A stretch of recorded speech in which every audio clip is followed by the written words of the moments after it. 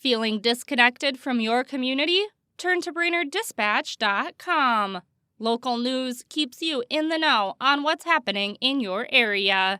From breaking news to high school sports reports, get the important news of the day and updates on local events only at BrainerdDispatch.com.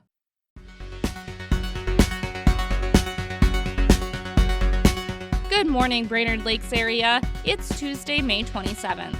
I'm Teresa Burke with your Brainerd Dispatch Minute, the weekday podcast of the Brainerd Dispatch, brought to you by Boyne & Francis Law Firm and Riverwood Healthcare Center, catching you up on the news of the Brainerd Lakes area.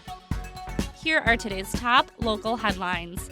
But first, let's hear from one of our sponsors. Riverwood Healthcare Center, a top 100 critical access hospital offering advanced surgical solutions, plus a wide range of primary and specialty care at clinics in Aiken, Garrison, and McGregor.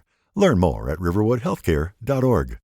After 2 weeks of testimony, prosecutors rested their case in the trial of Jorden Borders. Dozens of witnesses testified in the child torture case against the Cross Lake mom. The defense then filed a motion for Borders' acquittal. The trial will reconvene tomorrow in Crow Wing County District Court. Catch up with the latest in today's e-edition and at BrainerdDispatch.com.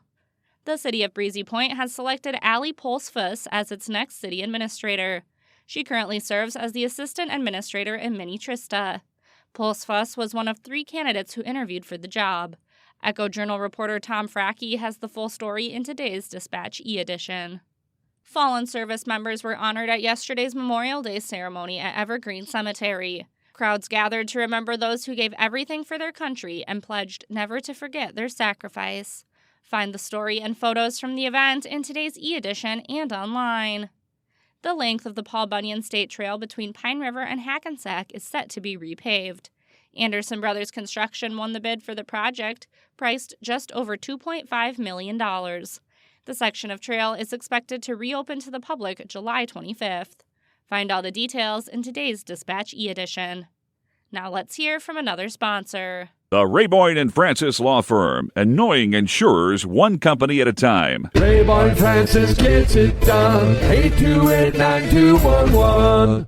From former Dispatch publisher Terry McCullough's column, This Was Brainerd, Exploring the Dispatch Archives, here's today's tidbit of local history, brought to you by Mills Automotive Group. 80 years ago today, in 1945, the Dispatch reported that Lieutenant Dwight Kiro, Brainerd, was interviewed by a Minneapolis paper writer as Kiro left a German prison camp after being held 22 months.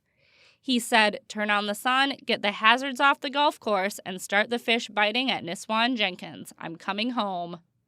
For a daily dose of This Was Brainerd, visit BrainerdDispatch.com or find McCullough's column in the newspaper or e-edition. Now here's today's Lakes area forecast, brought to you by JN Tree Service and Landscaping.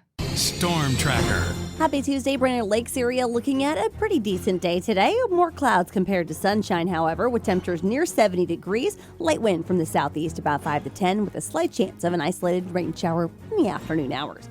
Overnight tonight, temperatures falling into the upper 40s. Then on Wednesday, morning clouds clearing out by the end of the day. A high temperature around 70 yet again. Mid-70s with plenty of sun and light winds on Thursday. Friday, we're talking 80s. Slightly cooler, back into the upper 70s for Saturday and back into the 80s for Sunday and early next week.